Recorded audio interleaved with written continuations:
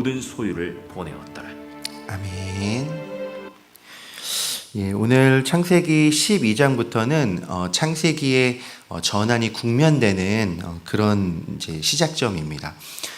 창세기의 1장부터 11장까지는 사실은 온 세계를 주제로서 이야기가 진행이 됐죠. 전 세계를 향한 홍수, 또한 온 인류 앞에서 이제 바벨탑을 쌓는 일이든지 어떤 온 인류와 하나님과의 어떤 사건들을 기록하는 시점이었다면 창세기 12장부터 50장까지는 하나님께서 택하신 민족 이스라엘을 세우기 위한 한 족장들과의 이야기들이 진행됩니다. 특별히 12장부터 50장까지는 이제 성경이 주도적으로 4명의 족장에게 집중을 해요. 첫 번째가 아브라함이고, 두 번째가 이삭이고, 세 번째가 야곱이고, 마지막이 요셉입니다. 이 4명의 스토리, 그리고 이 4명의 족장들을 중심으로 하나님께서 어떻게 이스라엘 백성을 세우시는가라는 어떤 그런 메시지를 가지고 이 내용이 이제 진행이 되는 거죠. 그 중에서 오늘 창세기 12장부터 창세기 22장까지는 아브라함과 관련된 이야기들이 나오게 됩니다. 오늘 창세기 12장은 하나님께서 아브라함을 이제 부르시는 내용이 나오는데요. 여러분, 아브라함 하면은 별명이 있죠. 그것이 무엇입니까? 기억나시나요? 아브라함 하면 믿음의 조상이라는 이제 별명을 가지고 있죠. 창세기 22장에 아들 이삭을 하나님 앞에 온전히 믿음으로 하나님 앞에 맡겼던 그런 어떤 믿음을 하나님께서 믿음의 조상이다라고 우리가 부르는데, 여러분 실제로 아브라함의 모습을 보면은 시작과 끝만 믿음이 좋았고요. 그 중간 과정에는 끊임없이 하나님 앞에 무너지는 모습들만 보이게 됩니다. 하나님께서 이유는 알 수 없지만 아브라함을 택하셔서 아브라함을 부르십니다. 그래서 1절에 보시면은 여호와께서 아브라함에게 이르시되 너는 너의 고향과 친척과 아버지의 집을 떠나 내가 내게 보여줄 땅으로 가라라고 명령하셨어요. 지금 아브라함이 거주하고 있는 곳은 어디였냐면 그 하란이라는 곳이었습니다. 그 아버지 데라가 가족들을 데리고 갈대아의 우르를 떠나서 하란에 머물렀죠. 하란이란 지역은 이 메소포타미아라는 그 티그리스 유프레티스 강이 흐르는 그 강의 영향력을 받는 마지막 지점이에요. 그 하란을 떠나서 이제 가나안 땅으로 가려면 그때부터 기후가 안 좋아지고 이제 땅이 좀 척박해지는 그런 상황입니다. 하나님께서 하란에서 아브라함을 부르시면서 명령을 하셨는데, 이 명령이 사실은 순종하기 쉬운 명령은 아니었습니다. 너의 고향과 친척과 아버지의 집을 떠나라. 그래서 내가 지시하는 곳에 가라라는 명령인데, 여러분 당시에는 어떤 상황이었냐면 자기의 안전을 보호해 줄 수 있는 그런 국가적인 시스템이 없는 상황이었어요. 지금 우리나라 같은 경우는 매우 치안이 좋은 편이잖아요.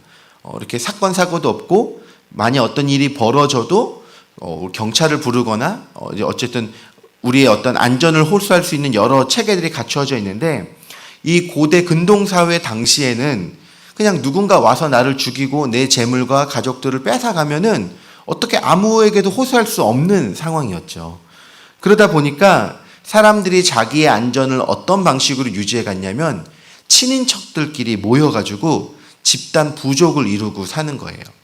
저희도 예전에 보면은 그 마을마다 그 성씨에 따라서 한 마을들이 있었죠. 뭐 하씨 마을, 무슨 박씨 마을 뭐 해가지고 그 친인척끼리 그 같이 거주하면서 서로가 서로를 좀 더 믿고 신뢰하면서 자기 안전을 지키고 이렇게 할 수 있도록 이제 그런 구조였던 거예요. 그래서 이제 그거를 우리가 족장 시대다라고 얘기를 하는 거죠. 근데 너가 속해 있는 이 공동체를 떠나라라는 말은 너가 이제 나의 안전과 나의 어떤 삶을 지켜줄 수 있는 터전이 상실되어 버리는 거예요.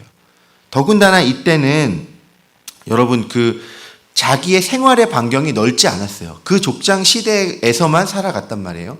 근데 그 평생을 75살 가까이 살아왔던 터전을 버리고 새로운 곳에 가서 나의 안전을 보장해 줄 수 없는 새로운 환경 속에 거하라라는 명령은 정말로 죽을 수도 있는, 그리고 앞으로의 삶이 어떻게 될지 모르는 정말 미지의 두려움의 명령이었다라는 거예요. 그럼에도 불구하고 아브라함이 어떻게 합니까? 순종합니다. 믿음의 모습이죠. 근데 순종했던 이유가 믿음도 있지만 사실은 아브라함의 간절한 소망을 하나님이 들어주시겠다고 약속하셨기 때문이에요. 그것이 무엇이냐면 바로 자식을 주시겠다는 약속이었습니다. 현재 아브라함은 75살이 될 때까지 자녀가 없었어요. 그 당시에 자녀가 없다라는 것은 저주로 여겨지기도 했고 실제로 아브라함에게도 자기의 후사를 잊지 못한다는 그것이 너무나 큰 마음의 부담이고 짐이었습니다. 근데 하나님이 떠나라라고 명령하신 다음에 뭐라고 얘기하셨냐면 내가 너로 큰 민족을 이루겠다라고 약속하시는 거예요. 어떤 약속입니까? 자녀를 주겠다는 약속이죠. 그래서 너 이름을 또 이렇게도 약속하셨어요. 너 이름을 창대하게 해서 너로 복이 되게 할 거야. 너를 크게 쓸 거고 너가 복의 근원이 되도록 내가 만들 거야. 그러니까 너의 터전을 떠나서 내가 지시한 땅으로 가. 하나님이 어찌 보면 어려운 명령과 함께 축복을 약속하시면서 아브라함에게 이제 나타나신 거죠. 그래서 아브라함이 이 하나님의 말씀에 따라 순종해서 떠나갑니다. 그래서 하란을 떠날 때 75세인데 조카 롯과 아내 사레와 함께 모든 소유를 데리고 가나안 땅으로 떠나요. 근데 5절에 보면은 이렇게 표현이 되어 있습니다. 그러니까 아브라함 모든 소유와 얻은 사람들을 이끌고 가나안 땅으로 가려고 떠나서 마침내 가나안 땅으로 들어가니라. 여러분 이 마침내라는 단어를 통해서 우리가 뭘 느낄 수 있냐면 이 떠나가는 과정이 그래도 쉬운 길은 아니었구나라는 걸 이제 느낄 수가 있죠. 여러분 이때 이 많은 소유를 가지고 떠나면 어떻게 떠날까요? 오늘날은 KTX를 타거나 차량을 갖고 이렇게 이사를 하고 이삿짐에게 해가지고 갈 거 아니에요. 근데 그 당시는 그런 게 없었죠. 도보로 걸어서 가는 겁니다. 짐들을 다 이끌고. 그러니까 이 하란에서 삶의 모든 반경과 터전 짐을 다 싸들고 가나안 땅으로 가는 여정이 사람들이 한 최소 4개월 이상은 걸렸을 거라고 생각을 해요. 4개월을 노숙을 하면서 힘들게 또 자기의 재물을 뺏으려는 강도들의 위험을 염려하면서 마침내 가나안 땅에 들어간 거예요. 여러분 힘들게 하나님의 명령에 순종해서 이제 하나님 앞에 하나님이 약속하신 장소에 오면은 아브라함의 마음속에 어떤 기대감이 있겠습니까? 이제 하나님이 약속하신 땅에 왔으니까 하나님께서 자녀도 주시고 축복도 주시고 약속하신 대로 복도 주시고 하나님이 이제 우리의 삶을 풍성하게 하실 거야, 형통하게 하실 거야. 그런 기대를 가지고 오지 않았겠습니까? 도착할 때 하나님 앞에 그런 마음을 가지고 예배를 드려요. 아브라함이. 그래서 예배를 드리고 하나님이 아브라함에게 나타나 또 약속을 하십니다. 내가 이 땅을 너에게 줄 거야. 하나님이 지금 이제 장밋빛 미래를 약속하신 거예요. 자녀만 주신다는 게 아니라 이 땅도 너의 자손에게 주시겠다고 하면서 엄청난 약속을 하셨고 아브라함이 그 약속에 본받아서 하나님 앞에 예배로 나아가는 아름다운 모습이 지금 펼쳐지고 있습니다. 그러면 이제 하나님께서 아브라함에게 그런 축복을 이제 주시면 되는데 막상 힘들게 하나님의 은혜를 의지하며 그 땅에 갔더니 그 땅에 뭐가 시작되냐면 10절 한번 읽어보겠습니다. 시작. 그 땅에 기근이 들었으므로 아브라함이 애굽에 거류하려고 그리로 내려갔으니 이는 그 땅에 기근이 심하였습니다. 하나님이 이제 축복도 주시고 복도 주시고 하나님이 이제 자녀도 주시고 형통케 하셔야 되는데 그 땅에 갔더니 뭐가 기다리고 있어요? 기근이 있는 거예요. 근데 그 기근도 그냥 기근이 아니라 큰 기근이 들어가지고 아주 심해서 정말 이제 생존을 위협받는 지경에 이르렀다는 거죠. 여러분 아브라함의 마음이 어땠을까요? 아브라함의 마음이. 여러분 사실 하나님에 대해서 우리가 실망하게 될 때가 있잖아요. 그런데 대충 헌신하는 사람들은요 사실 하나님한테 실망하지 않습니다. 대충 헌신했을까요? 그런데 하나님을 믿고 온전히 내 삶을 다 드리고 맡겼던 사람들은요 오히려 어떤 고난에 왔을 때 더 크게 실망할 수 있어요. 왜냐하면은 하나님을 더 신뢰하고 더 믿고 더 기대했기 때문에 그 기대가 내 현실 속에서 이루어지지 않을 때 그것이 어떨 때는 하나님에 대한 더 큰 상처와 불신으로 나아가게 될 때가 있다는 거죠. 제가 처음 사역했던 교회에서도 어떤 이제 권사님이셨는데 정말 하나님 앞에 열심으로 헌신하는 권사님이셨어요. 정말 하나님 믿으면서 하는데 그 권사님이 열심히 하나님 믿고 하다가 한순간에 확 무너졌는데 어떤 일이 자식에게 좀 안 좋은 일이 생긴 거예요. 자식의 어떤 큰 병에 걸려가지고 극심한 고난에 딱 빠지게 되니까 그 권사님이 정말로 정말 믿음이 좋았던 권사님임에 불구하고 그 환경에서는 하나님 앞에 막 원망하면서 울면서 막 계속 기도하시더라고요. 여러분, 우리가 정말로 하나님을 믿고 신뢰하며 지금 아브라함이 온 가족을 데리고 4개월이란 엄청난 시간을 버텨서 겨우겨우 가나안 땅에 갔으면 이제 하나님이 축복을 주셔야 되는데 기근이 온 거예요. 그래서 아브라함이 어떻게 합니까? 애굽으로 내려갑니다.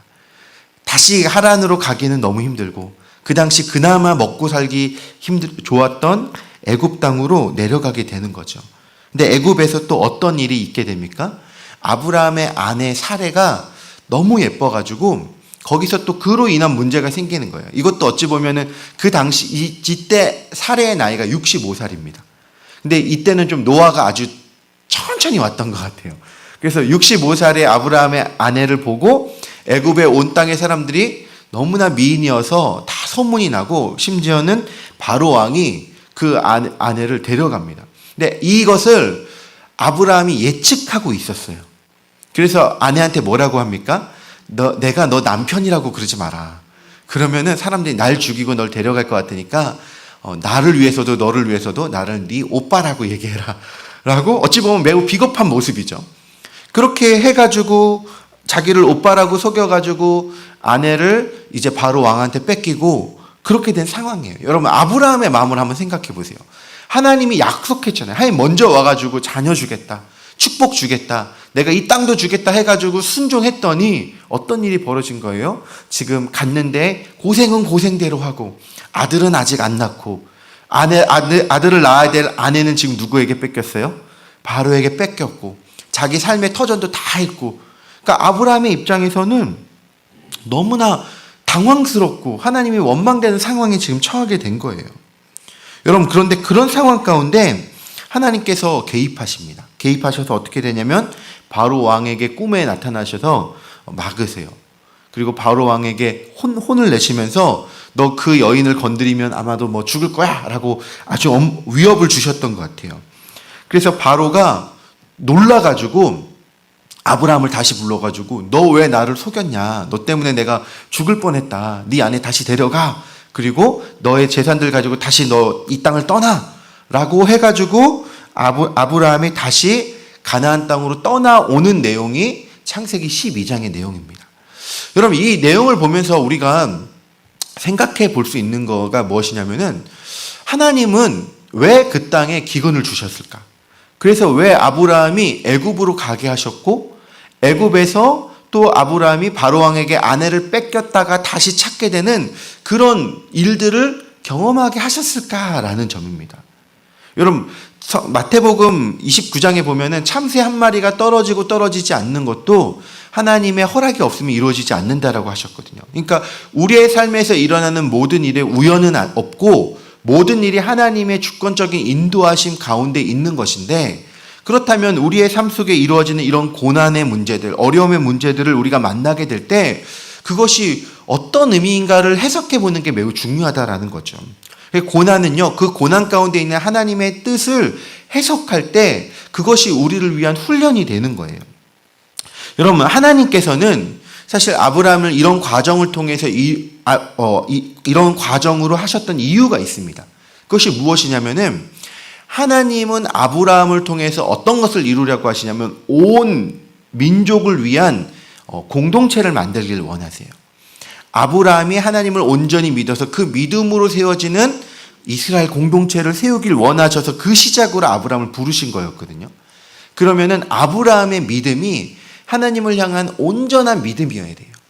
그런데 지금 아브라함이 하나님을 대하는 태도는 어떤 입장이냐면은 하나님을 전능하신 하나님, 이 온 우주 만물을 다스리고 창조하신 하나님으로 믿고 있는 것이 아니라 그냥 자기 아버지가 믿었던 우리 가문의 부족신 개념으로만 하나님을 믿고 있는 거예요. 하나님을 믿는 신앙이 보편적인 신앙이 아니라 그냥 자기 가문만 믿는 하나님은 아주 영향력 없는 신처럼 인식하고 있다라는 거죠. 여러분, 하나님은 그 믿음에 따라서 역사하시고 자신이 온 우주 만물을 다스리는 자이심을 아브라함에게 알려주셔야 되는데 아브라함이 하나님을 왜곡되이 인식하고 있기 때문에 하나님은 아브라함에게 자신이 어떤 존재인지를 보여주시는 거예요. 그래서 그 당시에 사람들의 생각에는 그 고대 근동 지방의 사람들의 신과는 어떤 나라가 강하고 부궁한 나라의 신이 가장 센 신이었어요. 전쟁이 벌어지면 나라와 나라가 싸우는 게 아니라 신과 신이 싸운다라고 여겼어요. 그 당시 세계 최강대국이 어디였냐면 애굽이었습니다.